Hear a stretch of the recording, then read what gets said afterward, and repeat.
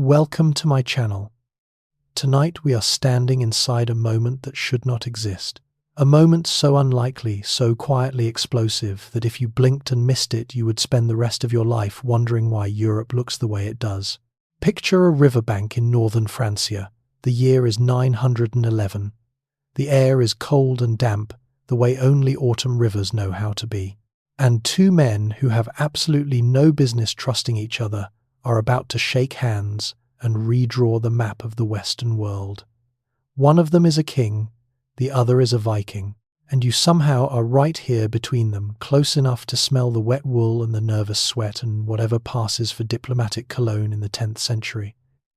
You probably will not survive this level of tension, but do not worry, neither side was entirely sure they would either. So before you get comfortable, take a moment to like the video and subscribe, but only if you genuinely enjoy what I do here. Drop your location and your local time in the comments too. I love knowing where in the world people are letting my voice carry them off to sleep. Now dim the lights, maybe turn on a fan for that soft background hum, and let us ease into tonight's journey together.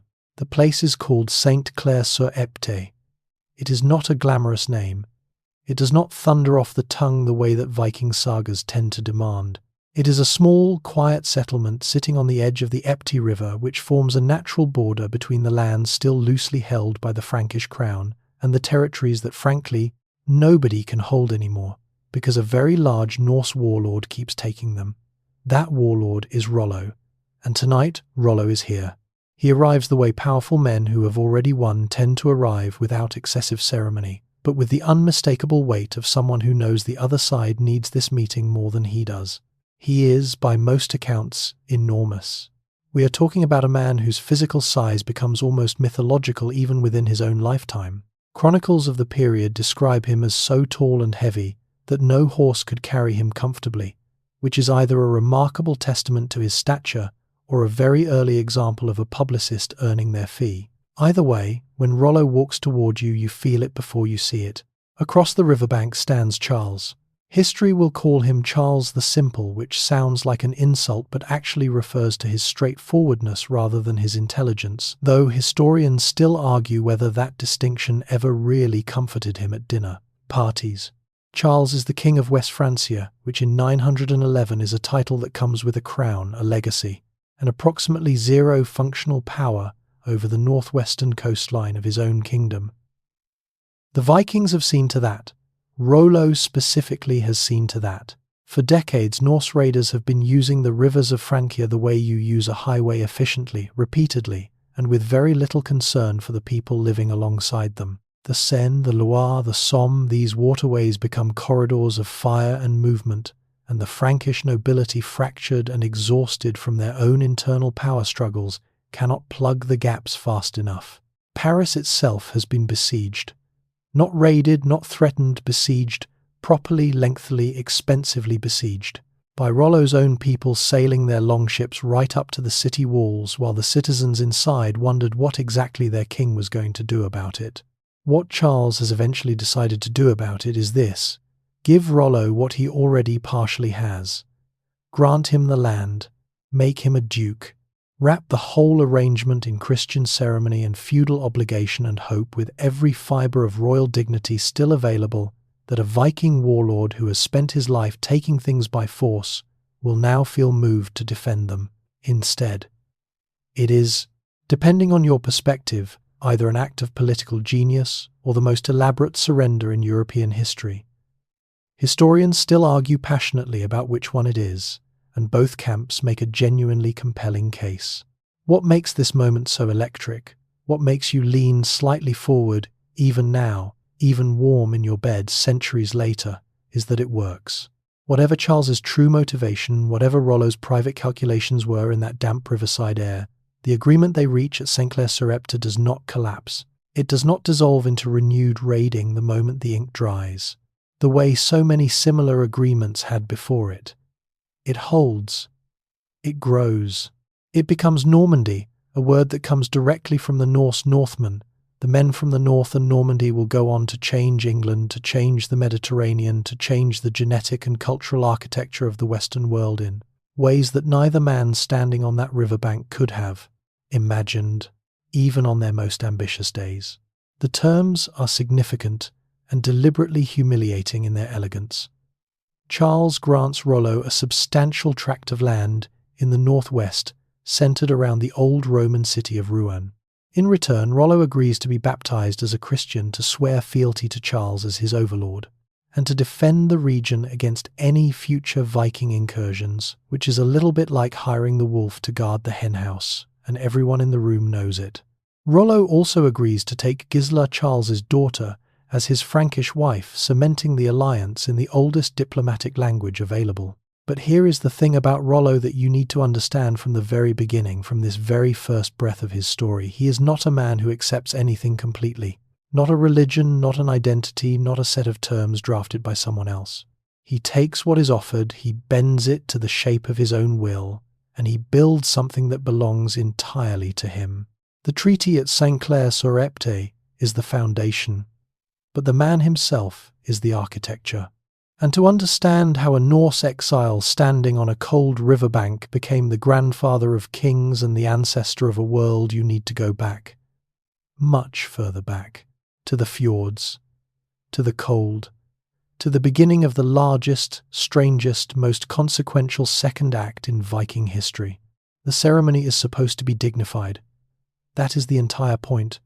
Charles needs it to be dignified. He needs the watching Frankish nobles, the bishops, the counts, the men who already whisper behind his back about his weakness to see a Viking warlord brought to heel, to see the rough northern giant bow his great head, accept the holy water, kiss the royal foot in the traditional gesture of feudal submission, and in doing so, transform from a threat into a vassal. It is choreography as much as ceremony. Everyone has a role, everyone knows their mark. And then Rollo's man picks up the king's foot, and the whole beautiful performance falls magnificently apart. Here is what happens. The feudal custom requires that the new vassal kiss the foot of his lord as a gesture of submission and loyalty. It is symbolic, yes, but symbols are the entire currency of medieval power, and Charles needs this one badly. Rollo, being Rollo, has decided he will not kneel. The great Norse warlord, so large no horse carries him comfortably, remember, will not lower himself to the ground before a Frankish king, not in front of witnesses, not in front of history, not on any terms anyone has yet managed to devise. So a compromise is apparently reached. One of Rollo's men will perform the gesture on his behalf. The designated man walks forward. The watching court holds its breath. He reaches down, takes hold of the royal foot with what we can only hope is a degree of ceremonial care, lifts it directly upward, and promptly tips King Charles backwards off his throne. Whether the man does this deliberately, as one final Viking joke at the entire proceeding's expense, or whether he simply has no idea how geometry and center of gravity interact with seated royalty, the chronicles do not fully agree. Historians still argue whether this was calculated insolence or spectacular incompetence, and honestly, the fact that both are equally plausible tells you everything you need to know about the Viking presence at a Frankish court. The assembled nobles reportedly burst into laughter. Charles, from somewhere near the floor, presumably did not. And yet the treaty holds. Charles straightens his crown, gathers what remains of his composure, and the agreement stands. Because the embarrassment of one bad moment is still infinitely preferable to another decade of watching his kingdom bleed from the north. That calculation, dignity is expensive, survival is not, is the quiet engine running beneath the entire ceremony. But what the foot incident reveals, what it exposes like a cold draft through a warm room, is the fundamental tension at the heart of everything Rollo is about to become. He is standing in a Christian court, swearing Christian oaths, accepting a Christian name and a Christian wife and a Christian duchy. And he is doing all of it on his own terms, with his own unspoken asterisks attached, in a way that makes absolutely certain everyone in the room understands he has not been tamed. He has made a business decision. There is a difference, and Rollo will spend the rest of his life making sure you do not forget it. His baptismal name is Robert. It is a perfectly good Frankish name, solid and respectable, and Rollo wears it the way you might wear a formal jacket to someone else's wedding, correctly, appropriately, and with the clear, private understanding that you will be taking it. Off the moment the reception ends. The Norse chronicles and the saga traditions continue calling him Rollo. His men continue calling him Rollo, and somewhere deep in the man himself behind the new name and the river damp ceremony and the bishops intoning their Latin over his enormous head, Rollo is still exactly who he walked in as. This is the paradox that makes him so fascinating and so genuinely difficult to pin down across more than 1,000 years of history. He is not a simple conqueror who settles down and goes soft. He is not a cynical fraud performing conversion for political gain and privately unchanged. He is something stranger and more interesting than either a man who genuinely inhabits two worlds simultaneously, who takes from each what serves him, who builds something new from the collision of identities without ever fully surrendering. Either one. The ceremony at St. Clair Serept foot incident and all is the perfect opening image for that paradox. Publicly Christian, privately unconquered, formally a vassal, functionally a sovereign. Officially Robert, essentially always Rollo. What the Frankish court sees in this moment is a problem contained. What they have actually done without quite realizing it yet is hand a key to a man who is already redesigning the lock. The land they grant him, that wide river-laced stretch of northwestern Francia, is not a consolation prize in Rollo's mind. It is a base. It is a foundation. It is the beginning of something that has no name yet, but will eventually be spoken of in every corner of the known world. And the fact that it begins with a king tumbling off his throne while Norse laughter fills the hall feels in retrospect completely appropriate. Because the story of Rollo is not a story about power gracefully granted. It is a story about power relentlessly built from the most unlikely materials by the most unlikely man, starting from a moment of exile so bitter it would have broken anyone who was not constitutionally incapable of staying broken. But you are getting ahead of the story, and the story wants you to slow down. Because before the treaty, before the ceremony, before the upended king and the laughing Norseman and the new duchy breathing its first cold air into the Western world, there is a fjord. There is a boy. There is a name that the Norse world spoke with a mixture of respect and unease, and a body that seemed to have been assembled with slightly more ambition than the average human blueprint allows. There is a beginning. And beginnings, even for giants, always start smaller than you expect. He comes from the north in the way that all truly dangerous things do, quietly at first, without announcement, in a place so cold and remote that the rest of the world has not yet thought to pay attention. The exact location of Rollo's birth is one of those historical questions that scholars have been politely arguing about for centuries, with the Norwegian camp and the Danish camp each presenting their evidence with the particular intensity of people who have decided this matters enormously to their national identity. Norwegian sources, particularly the later saga traditions, claim him as a son of a Norwegian chieftain named Rogvald of Mere, a man of genuine standing in the Norse world. Danish chronicles and certain Frankish records quietly suggest otherwise, nudging his origins further south and west. Historians still argue whether the Norwegian claim is genealogical fact or retrospective national pride, doing what national pride has always done, attaching itself to the most impressive available ancestor and refusing to let go. What almost everyone agrees on is the timeline. Rollo is born somewhere in the middle of the 9th century, most likely around 860. Give or take a decade on either side, because Viking birth records are not exactly the meticulous document trail that modern historians prefer. The 9th century Norse world he arrives into is not a world that does paperwork. It is a world that does longships. It does raids. It does the particular brand of organized seaborne chaos that has been making coastal Europe deeply anxious since the raid on Lindisfarne in 793. Announced to the Christian world that something new and terrifying had woken up across the northern water. Into this world comes a boy who, by all surviving accounts, begins growing and does not particularly stop.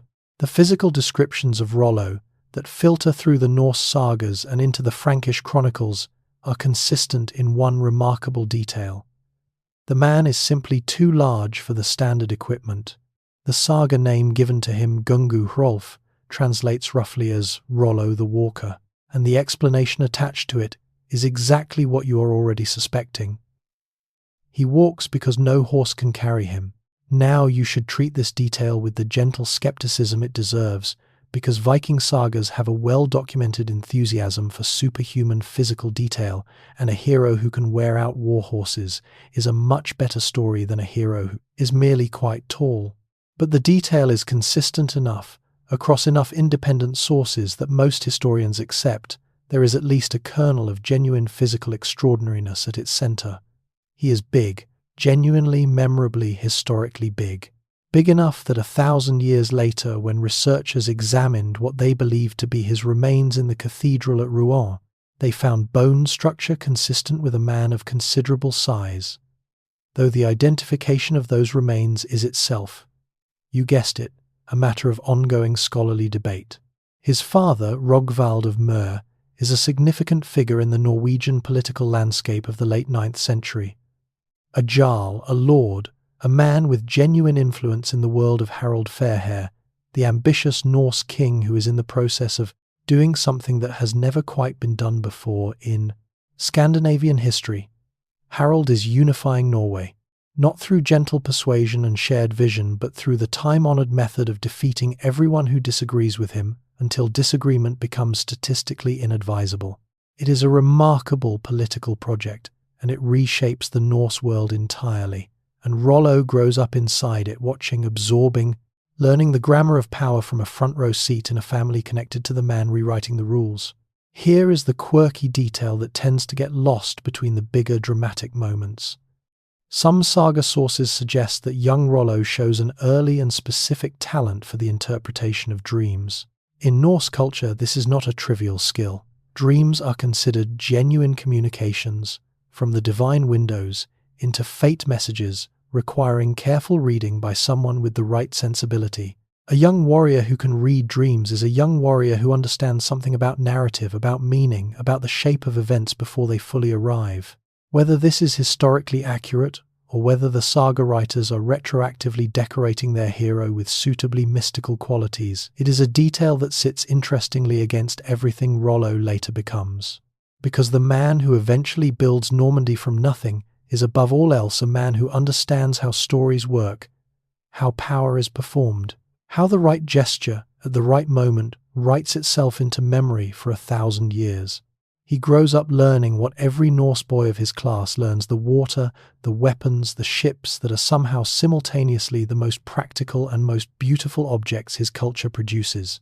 A Viking longship is an engineering marvel, dressed as a threat, narrow and shallow enough to sail up rivers that seem too small to hold it, fast enough in open water to outrun almost anything the 9th century can put against it, light enough to be carried overland between waterways when the geography requires it. Learning to sail one is not a weekend hobby. It is a years-long physical and technical education that produces men who move through the world with a particular kind of fluid confidence, men who understand that the environment is not an obstacle but a system, and that systems once understood can be navigated in directions their designers never anticipated. Rollo learns all of this. He absorbs the culture of raid and honor, and the complex Norse social hierarchy that sits beneath the popular image of pure Viking chaos. Because it is not chaos, not really. It is a highly structured world, with its own laws, its own poetry, its own deeply held ideas about fate and courage, and the particular dignity of a death that means something. Rollo grows up inside that structure, shaped by it, fluent in it. And then something happens, something that takes all of that shaping and fluency and redirects it violently and permanently away from Norway and toward the rest of the world. Something that turns a chieftain's son into an exile. Something that in the long view of history turns out to be the best, worst thing that ever happened to the Western world. The sea does not care about your feelings. This is the first lesson and the last lesson, and every lesson in between, for a young Norse warrior finding his shape in the cold northern water. You do not argue with the North Atlantic. You do not negotiate with a storm that has been building itself for 300 miles before it finds your hull. You read it, you respect it, you move with it, or you die. And the men who survive long enough to become genuinely dangerous are the ones who stop fearing the water and start thinking like it cold. Patient, always finding the lowest point, always moving forward regardless of what stands in the way. Rollo learns this early. He learns it in his bones the way you only learn things that the sea teaches personally. By the time Rollo is raiding in earnest, he is operating in a Norse world that has been conducting organised coastal warfare against the British Isles and the Frankish coastline for the better part of a century. The raid on Lindisfarne in 793 had announced the Viking Age to a horrified Christian Europe, and in the decades since, the Norse presence has evolved from opportunistic coastal strikes into something far more structured and far more alarming. Viking groups are not simply raiding anymore, they are wintering, settling, establishing bases from which to operate seasonally, building networks of intelligence and supply, treating the rivers of England and Francia the way a modern logistics company treats a highway system. It is organized, it is professional, and Rollo, son of a significant Jarl, with the physical presence to command and the intelligence to plan, steps into this world like he was measured for it. His early raids take him along the coastline of Scotland and the islands, the Orkneys, the Hebrides, those wind-scraped Atlantic outposts where Norse influence is already deeply embedded, and where a young warrior can build reputation and SS crew without immediately picking a fight with the largest available opponent. This is smart. It is the kind of strategic patience that distinguishes the raiders who build lasting power from the ones who burn bright and brief and get themselves killed before 30. Rollo is gathering. Men ships experience the particular social credit that the Norse world calls fame, which is not vanity but currency, the thing that makes other warriors choose your ship over someone else's when the season opens and the longships are being readied on the beach. The raids on England come next, and they come during a period of profound Anglo-Saxon instability.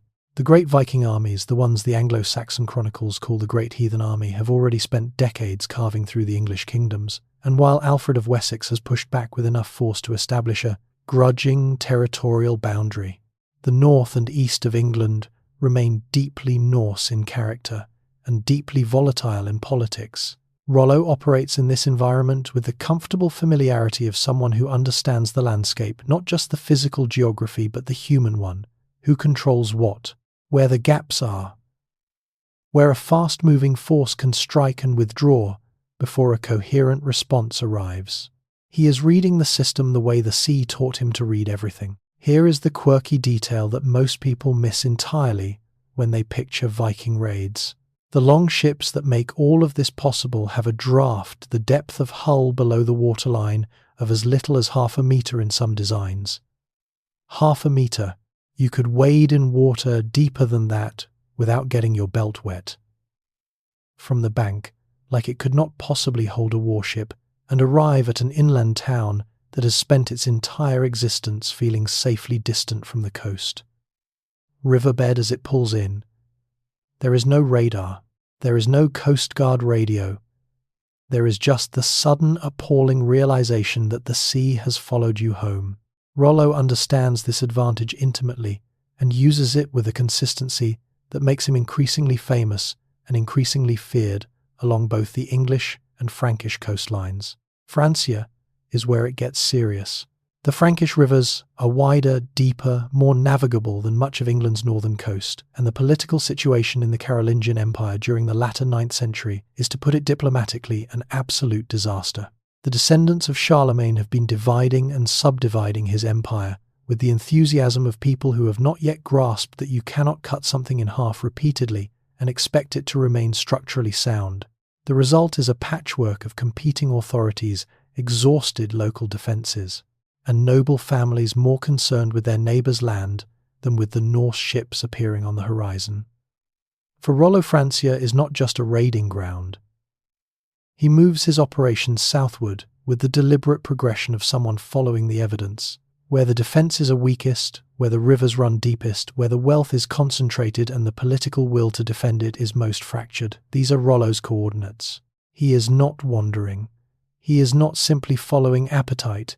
He is conducting something that looks, from a sufficient historical distance, remarkably like a strategic survey. And what the survey keeps telling him year after year, raid after raid, is that one particular stretch of the Frankish coastline is not just vulnerable, it is available. It is sitting there like an unlocked door in a house where everyone inside is too busy arguing with each other to notice the draft. The Seine Valley, the Northwest, the land that will one day take his people's name and carry it forward into a future neither he nor anyone else can yet see. He keeps coming back to it, not because he lacks imagination for other targets, but because something in him, the part that grew up watching Harold Fairhair build a kingdom from competing fragments, the part that reads situations the way the sea taught him to read weather, recognizes that this is not just a place to raid, this is a place to keep. And the difference between those two ideas is the difference between a very successful Viking and the founder of a dynasty. There is a specific kind of humiliation that does not fade with time. It does not soften at the edges the way ordinary embarrassments do, does not lose its sharpness after a few seasons of distance and distraction. It lives in the chest like a coal that never quite goes cold, and every time the wind blows from a particular direction, it glows again, hot and precise, reminding you exactly what was taken and exactly who took it. Rollo carries this kind of humiliation. He carries it across the North Sea and down the coastline of Francia, and into the rivers, and eventually all the way to a treaty table on the Epte River, where it becomes quietly and permanently the engine of one of the most consequential careers in medieval history. But before you can understand what the exile makes of him, you need to understand what the exile was. And to understand that, you need to understand Harold Fairhair. Harold Fairhair is depending on which source you trust and how generously you read 9th century Norse political culture. Either the great unifier of Norway, or the man who made Norway ungovernable by driving out everyone who refused to be unified on his terms. Probably both, if you are being honest. He arrives in the historical record as a young king with an ambition so total it reads almost like a personality disorder, the ambition to bring every petty kingdom and every independent jarl in Norway under a single crown. His crown specifically. The sagas attach a romantic explanation to this drive, claiming Harold swore not to cut or comb his hair until he had unified all of Norway, a vow that reportedly took 10 years to fulfill and produced along the way the epithet that history remembers him by. Whether the hair story is literally true, or whether it is the kind of origin myth that great men's publicists generate in retrospect, it captures something real about Harold's character. He is a man of absolute commitments, and absolute commitments in a 9th century Norse king tend to be everyone else's problem. The process of unification is, as these processes generally are, considerably less poetic than the result.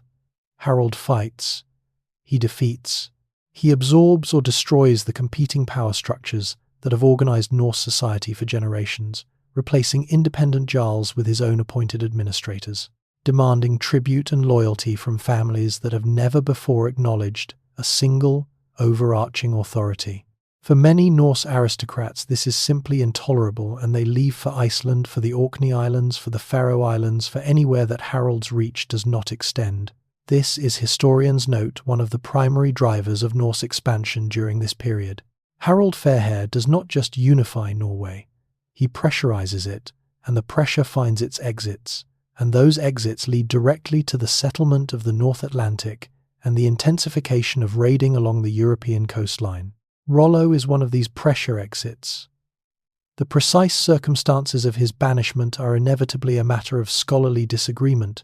The most widely accepted version, drawn from the saga tradition, holds that Rollo conducts a raid, possibly in the Scottish Islands, possibly closer to home on Norwegian territory itself, that violates Harold's explicit prohibition on raiding within his kingdom's sphere of control. Harold has been attempting, with the thoroughness of someone who takes rules seriously, to impose order on the chaotic Norse raiding culture, funneling it outward toward foreign targets, rather than allowing it to destabilize his newly consolidated internal authority. A raid too close to home by a man too prominent to ignore is a political problem that demands a visible response. The response is banishment, permanent formal public exile from Norway. Rollo is stripped of his right to return, declared an outlaw in the technical, Norse legal sense, a man outside the protection of the law, a man whom anyone may harm without legal consequence, a man whose social existence in his home world is simply cancelled. It is not execution, but in the tightly networked, honor-dependent culture of 9th century Norse society, it is designed to feel like something close. You are not killed. You are erased. Your name, your place, your belonging, all of it, revoked by a king who has decided that the tidiest solution to a complicated man is to make him someone else's problem.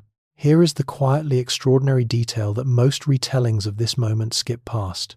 Some saga sources suggest that Rollo's mother, a woman named Hildi, actually attempts to intervene with Harold on her son's behalf, and that Harold refuses with a finality that makes the banishment not just political but personal.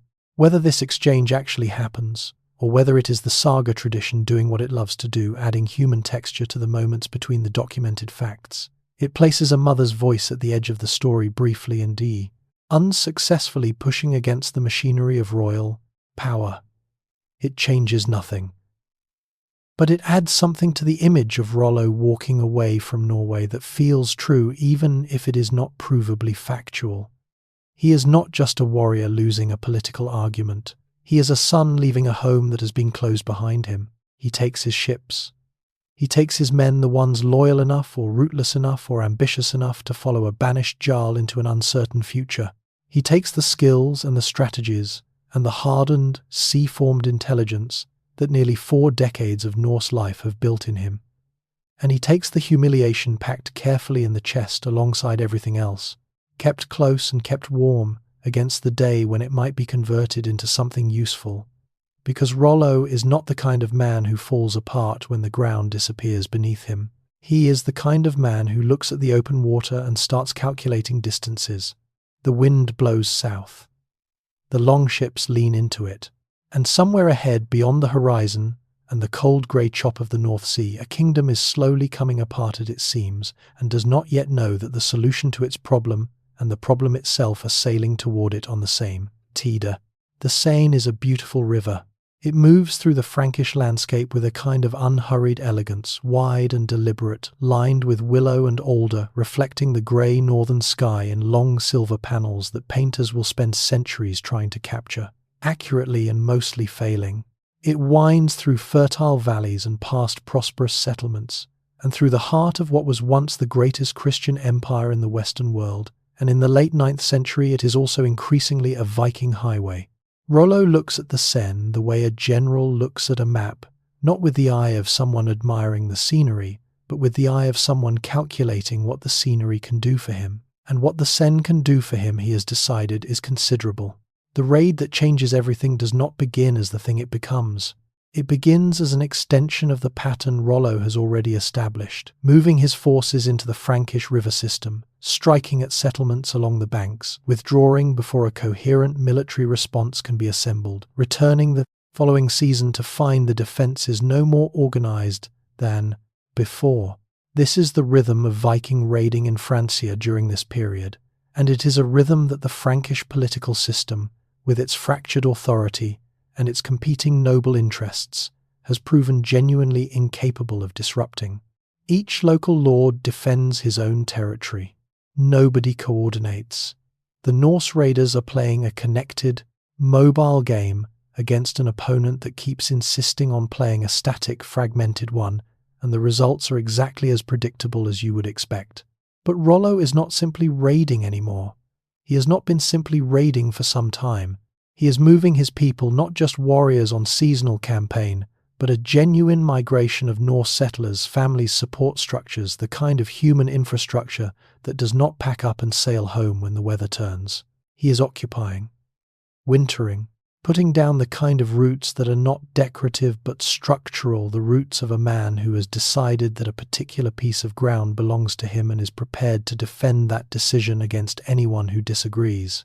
The lower Seine Valley, that wide northwestern stretch of Francia, is becoming Rollo's in the way that things become yours when you are simply and continuously there. Season after season, year after year, outlasting every attempt to remove you. The assault on Paris is the dramatic peak of this campaign, and it deserves its reputation. Rollo's forces, and this is the mainstream historical fact that tends to produce a moment of genuine disbelief in anyone encountering it for the first time, sail their longships directly up the Seine and arrive beneath the walls of Paris itself. not a coastal village, not a river town. Paris, the political and spiritual heart of the Carolingian world, the city that Charlemagne's legacy had made synonymous with Frankish civilization, sitting on its island in the middle of the river, looking considerably less impregnable than its inhabitants had always assumed. The year is somewhere around 885 to 886, and the siege that follows lasts the better part of a year, with the Viking forces camped around the city in numbers that the Frankish chronicles record as somewhere between 30,000 and 40,000 men, figures that modern historians treat with considerable skepticism but which capture something true about the psychological scale of the event, even if the arithmetic is optimistic. The defense of Paris is led by Odo, Count of Paris, who conducts himself with a genuine heroism that the chronicles record with the slightly surprised tone of people who did not entirely expect competence from that quarter. The city holds. It holds through siege and assault, and the particular misery of a medieval population trapped inside walls while an army camps outside. And it holds long enough for the Emperor Charles the Fat, yes, that is his actual historical epithet, and no history is not always kind, to arrive with a relief force. At which point Charles the Fat does something that Odo and the Parisians, who have just spent a year defending his city, will not quickly forgive. He pays Rollo off. He negotiates. He offers the Viking forces silver and the right to raid further up the Seine into Burgundy, essentially redirecting the problem downstream rather than solving it, and the watching Frankish nobles file this observation away for future reference when deciding how much confidence to place in Carolingian leadership. Here is the fringe detail that sits at the edge of this story and refuses to be entirely dismissed. Some sources suggest that during the extended operations along the Seine, Rollo begins conducting something that looks less like raiding and more like administration, collecting what amounts to protection payments from settlements that have learned through painful experience that paying Rollo is cheaper than not paying Rollo, establishing a kind of informal territorial authority that prefigures in rough and early form the feudal structure he will later formalize as Duke of Normandy. He is not waiting to become a ruler, he is practicing it in the field with the materials available, the way gifted people in any era tend to start doing the job before anyone has officially given it to them. The Frankish response to all of this, the raiding, the settling, the informal taxation, the audacious siege of their most symbolically important city, goes through several phases that you might characterize as denial, panic, attempted military response, and eventual exhausted pragmatism. The military response phase produces some genuine Frankish victories and demonstrates that the Norse forces are not invincible, that a well-organized defense with committed leadership can hold and even push back. But the Frankish political system cannot sustain well-organized defense with committed leadership long enough to matter, because every time a capable local commander starts making progress, the larger political dysfunction reasserts itself and the progress dissolves.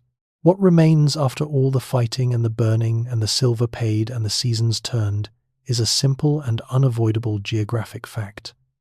Rollo is in the lower Seine Valley. He has been there continuously and forcefully for long enough that removing him would require a sustained military effort that the Frankish crown simply cannot mount. He has become, in the most literal possible sense, a fact on the ground. And facts on the ground, in the political language of any era, eventually become the basis for negotiation. Charles is not a stupid man. This is important to establish clearly and early because history has not been entirely fair to him, and the nickname that follows him across the centuries, the Simple, has done considerable damage to his posthumous reputation in ways that the original meaning never quite intended. In the political vocabulary of the 10th century Frankish world, simplex carries the meaning of straightforward, direct, a man without duplicity or hidden agenda. It is almost a compliment. Almost. But language drifts, meanings shift, and somewhere in the long journey from medieval Latin to modern English, the word loses its generosity and gains a smirk. And Charles ends up remembered as a fool when the more accurate reading is something closer to a man who faced impossible circumstances with the limited tools available and made the best calculation he could with what was in front of. To him, what is in front of him in the years leading to St. Clair-sur-Epte is a kingdom in the process of structural collapse. The Carolingian Empire that Charlemagne assembled with such extraordinary energy and vision has been fracturing steadily since his death, divided among heirs who divided it among their heirs. Each subdivision producing a smaller and weaker central authority and a proportionally larger and more assertive local nobility. Charles rules West Francia, which is the western portion of what was once a unified empire, and he rules it in the way that a man rules something that is actively disagreeing with being ruled through constant negotiation, constant compromise, constant management of noble factions that have their own armies and their own ambitions and their own opinions about how much loyalty they owe a crown that cannot reliably protect them. The Viking pressure from the north and west is not the only crisis Charles is managing. It is not even from a purely political standpoint necessarily the largest one. The internal fractures of Frankish noble politics, the competing claims to territory and authority, the always simmering question of who should actually be king and whether Charles is really the best available answer to that question. These are the waters Charles swims in every day, and they are not warm. He is a man doing political triage on multiple fronts simultaneously, and when you understand that context, the decision to negotiate with Rollo looks less like weakness and more like the rational prioritization of a leader who knows he cannot fix everything and is choosing which problem to solve first. The negotiation itself takes time. It does not spring fully formed from a single moment of inspiration. There are intermediaries, there are exploratory conversations, there are the tentative mutual probings of two parties who need each other more than either wants to admit, and who are both sophisticated enough to know that appearing too eager is a form of surrender before the actual terms are reached. The Church plays a significant role in brokering the contact bishops and abbots, who have their own very pressing reasons to want the Norse raiding of Frankish religious establishments to stop, and who are pragmatic enough to accept that the most effective way to stop a Viking from burning your church is to give him a reason to want the church to remain standing.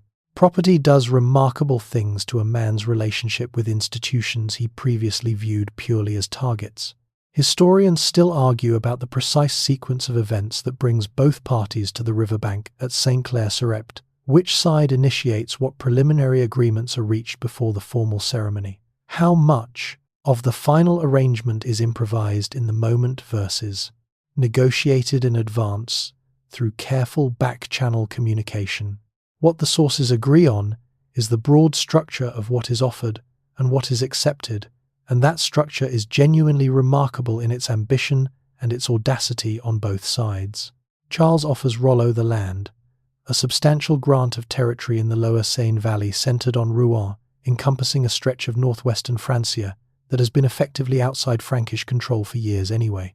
He offers a title, the formal recognition of Rollo as a Frankish noble, a count or duke, a man with legal standing in the Christian political hierarchy, rather than the ambiguous status of a tolerated warlord operating in a legal grey area. He offers his daughter Gisela in marriage, which is the standard medieval diplomatic gesture of maximum seriousness, the one that says, this agreement is not merely political convenience, but dynastic commitment, flesh and blood, and the futures of children not yet born. In return, Charles asks for three things: baptism, Rollo's formal entry into the Christian community, his public renunciation of the Norse gods, and his acceptance of the faith that organizes Frankish civilization. Fealty, the oath of loyalty that places Rollo formally beneath Charles in the feudal hierarchy, making him a vassal rather than an independent power. And defense, the commitment that Rollo will use his military capability not against the Frankish kingdom but on its behalf, specifically against any future Norse incursions into the territory he is being granted. That third condition is the one that makes the whole arrangement either brilliant or absurd depending on your perspective, because what Charles is essentially doing is hiring the most effective Viking in the region to stop Vikings. He is converting a threat into a shield by giving the threat something to protect. It is the kind of solution that looks reckless on paper and occasionally works spectacularly in practice, and the reason it works in this particular case, the reason Rollo actually fulfills the defense commitment rather than simply taking the land grant and continuing to raid, comes down to something that purely military analysis tends to undervalue. Rollo wants legitimacy. Not just land, he has been occupying land for years. Not just power, he has been exercising power informally along the Seine for long enough that the local population has largely adjusted its understanding of who is in charge. What he wants, what the treaty at Saint-Clair-sur-Epte gives him that nothing else can, is recognition. The formal acknowledgement by the Christian political order that he belongs inside it rather than outside it. That his authority is real in the language that the world around him speaks. That his children will inherit something with a name and a legal existence, not just a stretch of occupied territory that reverts to ambiguity the moment he is no longer personally present to enforce it. This is the mutual desperation that makes the impossible deal possible. Charles needs the raiding to stop and lacks the military capacity to stop it by force. Rollo needs legitimacy and lacks the political standing to claim it without Charles's recognition. Each man holds the key to the other's most pressing problem. The river between them is cold, and the autumn air smells of wood smoke and wet leaves, and somewhere in the middle of all that careful mutual calculation, something that will outlast both of them by more than 1,000 years, quietly takes its first breath. You have to understand something about conversion in the 10th century Christian world before you can properly understand what Rollo's baptism actually means, and more importantly, what it does not mean. Conversion is not in this era primarily an interior event. It is not the quiet, personal transformation of a man alone with his conscience, wrestling with questions of faith and emerging changed in some deep, private way that then gradually expresses itself in behavior. Conversion in the political medieval world is a public act, a ceremonial declaration, a performance of alignment with a particular civilizational order. It is less about what you believe in your chest and more about which community you are formally claiming membership in, which set of obligations and protections and social relationships you are stepping into and which you are stepping out. Rollo understands this perfectly. He has spent his entire life in a culture that takes the performance of identity extremely seriously, and he approaches his baptism with the same pragmatic intelligence he brings to everything else as a transaction with clearly defined terms on both sides. The baptism takes place as part of the broader Saint-Clair-sur-Epte agreement, conducted with the full ceremonial weight that the Frankish Church can assemble, which is considerable. Bishops attend. Latin is intoned. Holy water is applied to the great Norse head with whatever combination of reverence and private astonishment the officiating clergy manage to maintain. Rollo receives his Christian name, Robert, in honor of Robert of Neustria, one of the Frankish noble allies present at the ceremony, a detail that is either a gesture of genuine diplomatic respect toward a powerful local lord or a very smooth piece of political name-dropping, and possibly both, simultaneously. The assembled Franks watch a Viking warlord formally enter the Christian community, and the assembled Vikings watch their leader formally acquire the legal and spiritual standing that the Christian world requires before it will deal with you as a full human being rather than an armed inconvenience. What happens afterward is where it gets interesting. And by interesting you mean genuinely murky in the way that history gets murky when the official record and the whispered alternative version refuse to fully reconcile with each other. The official story is straightforward. Rollo is baptized, accepts Christianity, begins the process of integrating himself and his people into the Frankish Christian order, builds churches, supports the ecclesiastical institutions of his new territory, and generally behaves like a man who has made a sincere commitment to his new faith. And there is genuine evidence for all of this. Rollo does build churches. He does make grants of land to ecclesiastical institutions. By the external measures available to the historical record, conduct himself in ways consistent with Christian lordship. But there is another current running beneath the official surface, quieter and harder to document, but persistent enough that it cannot simply be dismissed. Multiple sources, some Frankish, some drawing on Norse oral tradition, suggest that Rollo maintains a parallel relationship with the Old Norse religious world throughout his rule and possibly until the very end of his life. The most dramatic version of this comes from Dudo of St. Quentin, a Frankish chronicler writing roughly a century after Rollo's death, who records a story in which Rollo in his final years makes substantial grants to Christian churches and then also orders the sacrifice of 100 prisoners to the Norse gods. Historians still argue intensely about whether this account is historically accurate, later embellishment deliberate, Frankish propaganda, designed to frame the Norse settlers as irredeemably pagan or some complicated combination of all. 3. But the story's persistence across the sources suggests it is touching something real about how Rollo's contemporaries understood his relationship with religion as strategic, as dual, as something that never fully resolved itself into simple Christian conviction. Here is the quirky detail that illuminates the whole situation from an unexpected angle. The Norse religious world that Rollo is supposedly leaving behind does not actually require exclusive commitment in the way that Christianity does. The Norse gods Odin, Thor, Freya, the whole magnificent complicated pantheon do not demand monotheistic loyalty. You can honor multiple divine powers simultaneously, add new ones to your practice, make offerings here and prayers there, assembling a religious life that is pragmatic and plural rather than doctrinally exclusive. A Norse warrior encountering Christianity for the first time is not necessarily experiencing it as a replacement for his existing beliefs.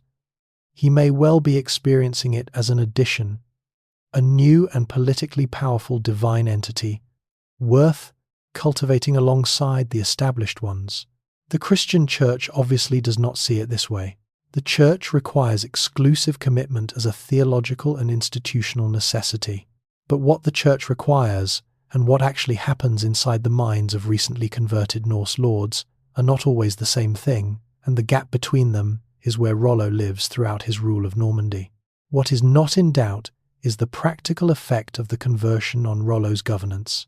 Whatever his private beliefs, his public alignment with Christianity gives him access to the entire administrative and cultural infrastructure of the Frankish Church, the literacy, the record-keeping, the legal frameworks, the network of ecclesiastical relationships that functions as the nervous system of Carolingian civilization. The Church is not just a spiritual institution in this world. It is the closest thing available to a functioning bureaucracy, a diplomatic service, an educational system, and a communications network simultaneously. A Norse lord trying to govern a Frankish territory without it is like trying to run a modern business without email, theoretically possible, practically absurd. Rollo's baptism buys him access to all of this, and he uses it with the focused efficiency of a man who has always known that the most powerful tools are the ones your opponents built for themselves. He begins the work of actually governing, which turns out to be considerably more complicated and considerably less exciting than raiding, and which requires an entirely different set of skills: patience, administration, the management of competing local interests, the slow and unglamorous work of building institutions that will function when you are not personally present to enforce them. Rollo is, by the evidence of what Normandy becomes under his rule, surprisingly good at this. The former raider develops into a genuine administrator, issuing laws, settling disputes, establishing the kind of predictable legal order that allows an economy to function and a population to stop spending all its energy on survival. It is not the life the sagas would have written for him, but it is the life that makes everything that comes after possible. There is a woman at the center of this story who tends to get approximately 3 sentences in most historical accounts, tucked between the military campaigns and the treaty negotiations, like a footnote that the main text forgot to properly absorb. Her name is Popper, and if you want to understand Rollo, not the political Rollo, not the treaty-signing church-building, administratively competent Duke of Normandy, but the actual human Rollo, the man who exists beneath the title then Popper, is where you need to look, because Popper is the choice he makes when nobody is requiring him to make a strategic one. She enters his life during the raiding years, before the treaty, before the baptism, before any of the Frankish political architecture that will later define his public identity. The sources differ on the precise circumstances. Some suggest she is the daughter of a Frankish count named Berenger, captured during one of Rollo's raids along the coastline. Others give her a slightly different origin while maintaining the basic fact of her Norse captivity origins. What the sources agree on is what she becomes. Rollo takes Popper as his handfast wife, the Norse form of marriage, a genuine and legally recognized union within the Norse cultural framework, carrying full social weight and producing children with legitimate standing in that world. She is not a concubine. She is not a passing arrangement. She is his wife in the fullest sense that his own culture can express, and she remains so throughout the years of raiding and exile and gradual conquest that precede the treaty. She gives him William. This is the child who matters most to the long arc of the story. William, who will be called Longsword, who will inherit Normandy and deepen its roots, and whose own son Richard will produce the line that leads eventually to a duke named William, who sails to England in 1066 and changes everything. The entire consequential future of Normandy runs through Poppa. Through the Norse handfast wife, the woman from the raiding years, the one who is not the politically strategic choice. Whatever else Rollo becomes, whatever accommodations and performances and strategic repositionings his public life requires, his most important heir comes from the woman he chose before anyone was watching. And then there is Gisela. The treaty requires her, or rather the treaty offers her, and Rollo accepts. Because refusing the daughter of the king you are negotiating with is not a refusal of a gift, but a refusal of the alliance, and Rollo is not in the business of refusing useful alliances. Gisela is young Frankish Christian royal, and by all surviving accounts not particularly consulted about her own feelings on the matter of marrying a Norse warlord who is approximately old enough to be her grandfather, and who has spent his career burning the kind of settlements her family is supposed to protect. Medieval royal daughters are diplomatic currency, and Gisela is spent at St. Clair-sur-Epte with the practiced efficiency of a transaction that has been conducted in this form for centuries. She arrives in Rollo's household as his Frankish wife, his Christian wife, his politically legitimate wife in the eyes of the church and the Frankish nobility. Historians still argue about whether Gisela is a real historical person or a later addition to the record, a narrative convenience inserted to make the treaty feel more personal, more binding, more humanly comprehensible than a purely territorial agreement between two pragmatic men. The Frankish sources mention her. The Norse sources are less consistent. Her subsequent life, her children, if any, her relationship with Rollo beyond the symbolic moment of the marriage, these details are almost entirely absent from the record, which is itself a kind of information. A Frankish princess who produces heirs in a significant ducal household tends to leave traces in the documentary record. The relative silence around Gisela, after the initial mention, suggests either that she dies young, that the marriage remains largely ceremonial, or that Rollo's household continues to operate in ways that the official Frankish record finds easier not to examine too closely. Because here is the thing about Rollo's domestic arrangements that the church would very much prefer to look past. Poppa does not go away. The Norse handfast wife, the mother of William, continues to be present in the household and in the sources in ways that the officially Christian, officially monogamous narrative of a newly baptized Frankish duke makes somewhat awkward. The Norse cultural framework that produced Rollo has no particular problem with this. Great men of standing in the Norse world maintain complex households, and the children of handfast wives have legitimate standing in ways that the Christian framework does not recognize, but that the Norse community very much does. Rollo navigates this the way he navigates everything, by doing what he actually does, while performing when necessary, something closer to what the official story requires. Here is the quietly extraordinary fringe detail that most accounts of this period skip entirely. The name Poppa, in the Frankish linguistic context, is actually a term of endearment, a nickname, essentially the kind of intimate diminutive that you give someone in private rather than in formal address. Her actual given name, if she has one that the sources preserve, has not survived. What has survived is the nickname, the private name, the name that Rollo uses for her across decades of shared life and raiding and exile and eventual settlement. There is something in that detail that resists the historical tendency to flatten these people into their political functions. Behind the treaty and the baptism and the carefully performed Frankish lordship, there is a man who calls his wife by a pet name across 30 years. What the dual marriage arrangement ultimately reflects is the same tension that runs through every aspect of Rollo's existence in Normandy, the constant negotiation between two identities that cannot be fully reconciled and must, therefore, be simultaneously maintained. He is Robert the Christian Duke and Rollo the Norse warlord. He is Gisela's Frankish husband and Poppa's Norse one. He is the man the treaty made and the man the fjords shaped. And the territory he rules, that strange new hybrid place taking shape in the northwest of Francia, is in the most direct possible sense the external expression of his internal condition. Normandy is not simply Norse and not simply Frankish. It is both imperfectly and productively, in the same way that its founder is both, and will never entirely be either. Governing is, it turns out, a completely different skill set from conquering, and the gap between them has swallowed more than a few men who mistook success at the second for qualification for the first. Rollo arrives at the administrative challenge of Normandy with the same methodical intelligence he brought to raiding, identifying the system, understanding its components, finding where the leverage points are. But the system he is now working with is orders of magnitude more complex than a river valley defense network, and the timescales involved are measured in generations rather than raiding seasons. He is not building something for next year. He is building something that will still be standing when he is not. And that requirement changes everything about how you approach the work. The territory he has been granted is not a blank slate.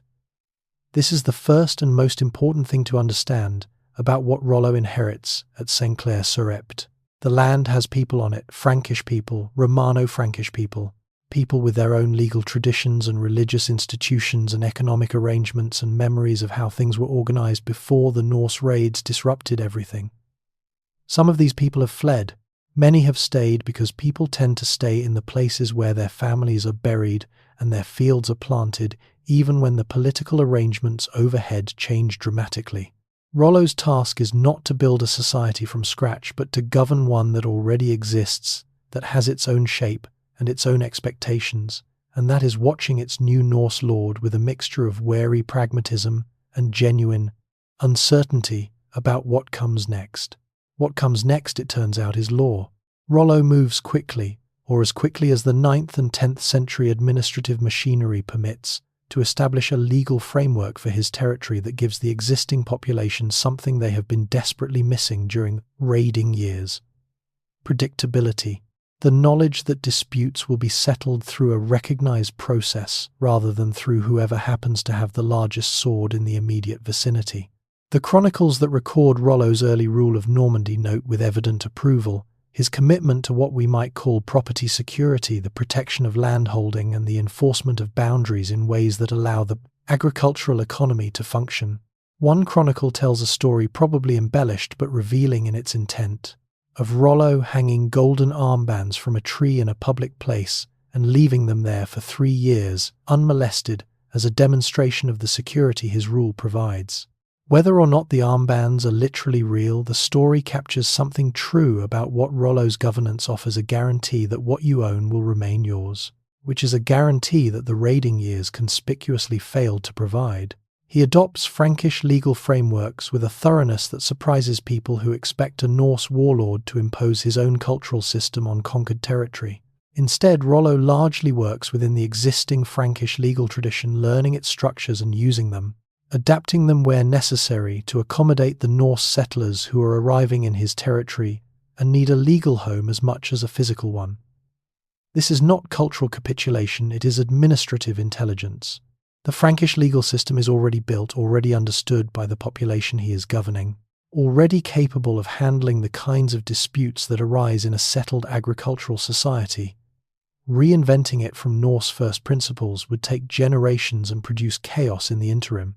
Using it, modifying it at the margins, is the faster path to the stability that makes everything else possible. The Norse settlers present their own governance challenge. They arrive in Rollo's territory throughout the early years of his rule, some as organized groups, some as families, some as individual warriors looking for land and a lord worth following, and they bring with them the full complexity of Norse cultural expectations. Land grants legal standing, the reciprocal obligations between a lord and his warriors that form the social contract of the Norse world. Rollo manages this by doing something genuinely creative, mapping Norse social expectations onto Frankish feudal structures in ways that satisfy both without being fully either. A Norse warrior who receives a land grant from Rollo is getting something that looks like a Frankish feudal tenure, but feels in the obligations and relationships attached to it recognizably Norse. It is a hybrid institution for a hybrid society built by a hybrid man, and it works because it does not insist on resolving its own contradictions. Here is the mainstream historical fact that tends to reframe the entire popular image of Viking settlement.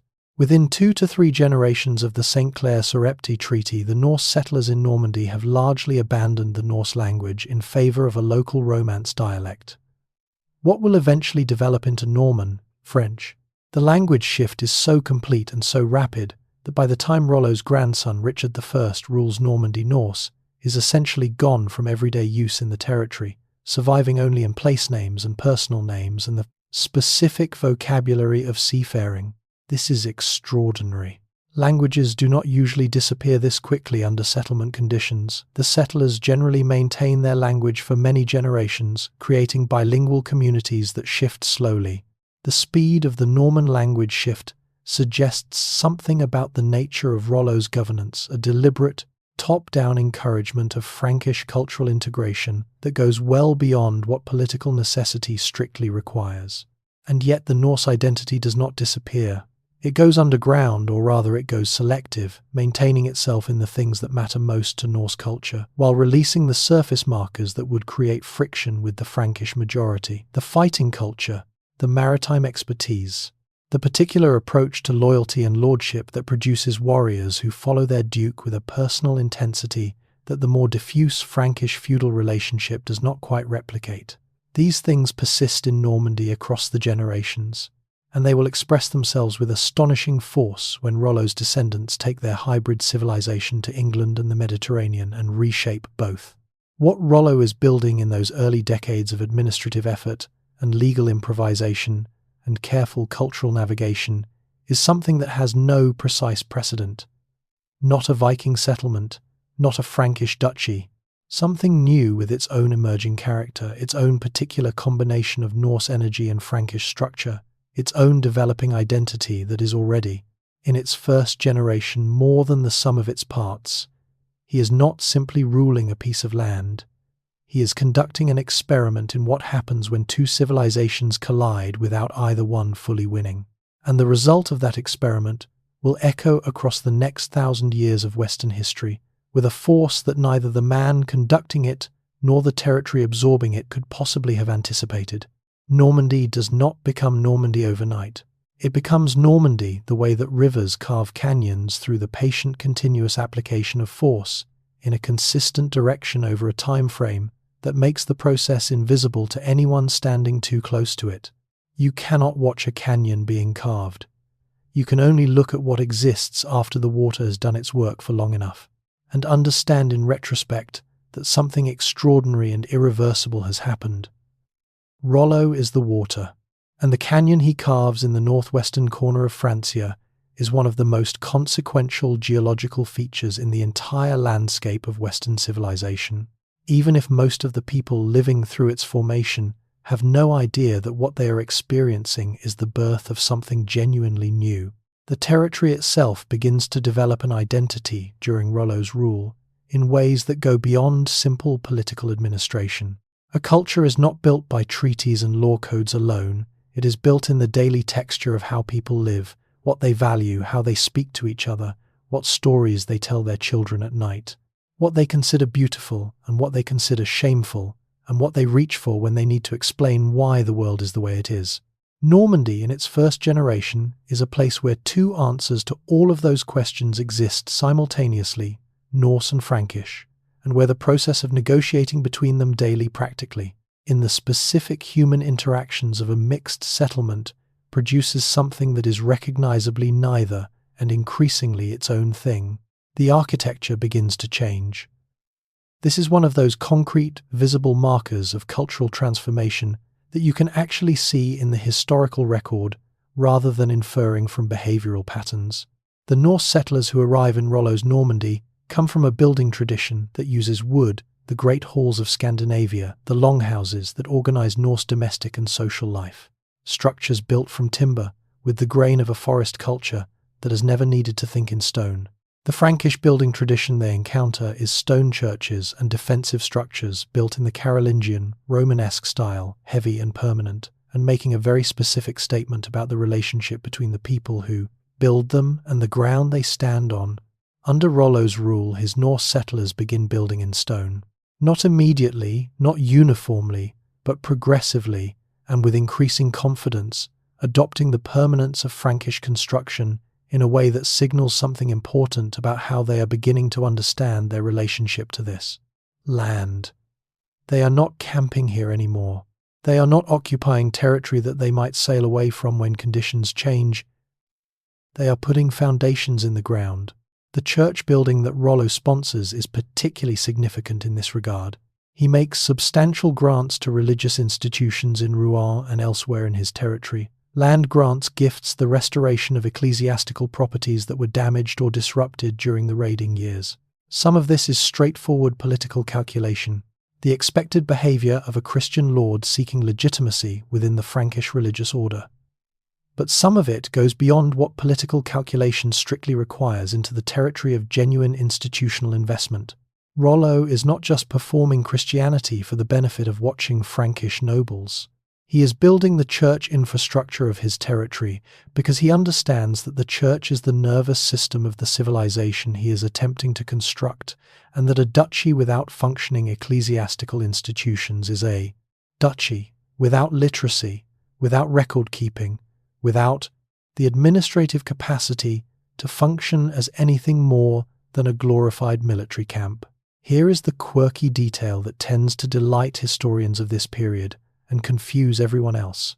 The place names of Normandy preserve in fossilized linguistic form the precise geography of Norse settlement during Rollo's era and the generations immediately following. Words ending in the Norse suffix meaning farm or settlement, the equivalent of the English suffix thorp cluster, in specific parts of the Norman landscape, revealing where the Norse settlers concentrated most densely. Words derived from Norse personal names attached to land, the naming pattern of a culture that thinks of territory as belonging to specific people rather than to abstract political units, create a map of Norse presence that the subsequent language shift to Romance, French does not erase, because place names are extraordinarily conservative linguistic artifacts. They survive language change, they survive political change, they survive the complete replacement of one culture by another at the surface level. And in Normandy they survive readable to trained eyes even today as a record of where Rollo's people put down their roots in that first critical generation. The military structure of the emerging duchy reflects the same hybrid logic as everything else Rollo builds. The Norse contribution is the warrior culture itself, the expectation of personal loyalty between a lord and his fighting men, the emphasis on individual martial excellence, the flexibility and mobility that come from a seafaring tradition that has always had to think in terms of rapid deployment and opportunistic advantage. The Frankish contribution is the castle, the stone fortification, the defensible point, the military architecture of a culture that thinks about war in terms of holding ground rather than moving across it. Under Rollo and his immediate successors, Normandy begins developing a network of fortified positions that combines Norse fighting spirit with Frankish defensive logic, producing a military culture of extraordinary effectiveness, one that will eventually project itself across the English Channel and into the Mediterranean with consequences that reshape both. The economy of the territory stabilizes and then begins to grow during Rollo's rule in ways that the raiding years made impossible. Agriculture recovers as the predictability of legal protection allows farmers to invest in their land again. Trade routes reopen as the Seine, formerly a Viking highway used primarily for moving raiders and plunder, becomes a commercial waterway, moving goods between the interior and the coast. The port of Rouen, which sits at the tidal limit of the Seine and has been a significant trading centre since Roman times, begins recovering its commercial function under Norse lordship with a speed that suggests the underlying economic logic was always there, waiting for the political stability to express itself. What Rollo presides over in these years is not glamorous. It does not generate the kind of dramatic narrative that the raiding years produce, the high contrast scenes of longships and burning settlements and audacious sieges that make for vivid storytelling. It is the slow, unglamorous, absolutely essential work of institution, building the laying of foundations that are meant to be invisible once the structure above them is complete. But foundations are what everything else rests on, and the foundation Rollo lays in Normandy during his decades of rule is by the evidence of what grows from it, one of the most solid and consequential in medieval European history. The canyon is being carved. The water is doing its patient, invisible, irreversible work, and somewhere downstream, further than anyone standing on the riverbank can yet see, England is waiting. War has a way of clarifying things. All the careful administrative work, all the patient institution building, all the slow cultural negotiation between Norse and Frankish identities, none of it means anything if the territory cannot defend itself against the people who would. Rather, it did not exist. And there are plenty of those. Normandy, in its early decades, is not universally welcomed by its Frankish neighbours, who view Rollo's duchy with a mixture of resentment and alarm that occasionally tips over into active military hostility. The treaty at Saint-Clair-sur-Epte gave Rollo legal standing in the Frankish world, but legal standing and practical acceptance are two different things, and the gap between them is measured in campaigns. The Frankish nobles surrounding Normandy's borders have their own calculations to make about this strange new entity in their midst. Some of them watched Charles negotiate with a Viking warlord and filed that observation under reasons to question Charles's judgment. Some of them have territorial ambitions of their own, and a newly established Norse duchy, whose legitimacy rests entirely on a single treaty negotiated by an increasingly unpopular king, looks from certain angles like an opportunity. The logic is not complicated. Rollo is new, Rollo is foreign, Rollo's claim to his land is as recent as the ink on the treaty document, and if the right combination of Frankish noble pressure can be assembled at the right moment, perhaps the whole arrangement can be renegotiated on more favourable terms. For the Frankish nobility, anyway, they discover fairly quickly that this logic has a flaw. The flaw is Rollo. The military campaigns of Rollo's rule in Normandy are not well documented in the detail that later medieval warfare generates, but the broad outlines are clear enough to reveal a consistent pattern. When challenged, Rollo responds with a speed and force that consistently exceeds what his opponents have calculated for.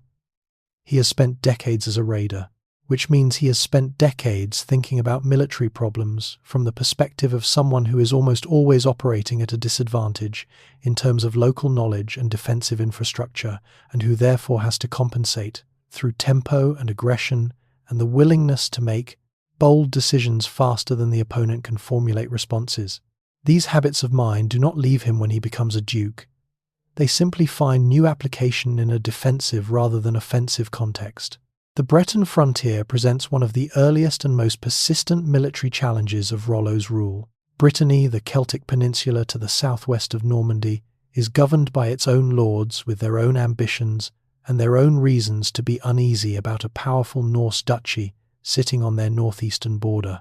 The relationship between Normandy and Brittany during Rollo's rule oscillates between tense coexistence and active conflict, with Rollo eventually pushing his effective territorial control southward and westward in ways that expand the duchy beyond its original treaty boundaries.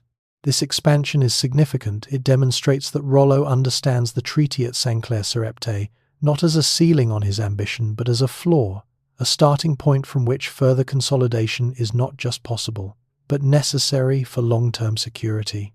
Here is the mainstream historical fact about this period that reframes the entire narrative of Rollo as a settled, domesticated ruler. In 924, more than a decade after the original treaty, Rollo is still actively expanding his territory, receiving additional land grants from the Frankish crown, specifically the Bessin and what would become Maine, in recognition of his continued military service, and quite possibly also in recognition of the practical reality that refusing him is more expensive than accommodating him.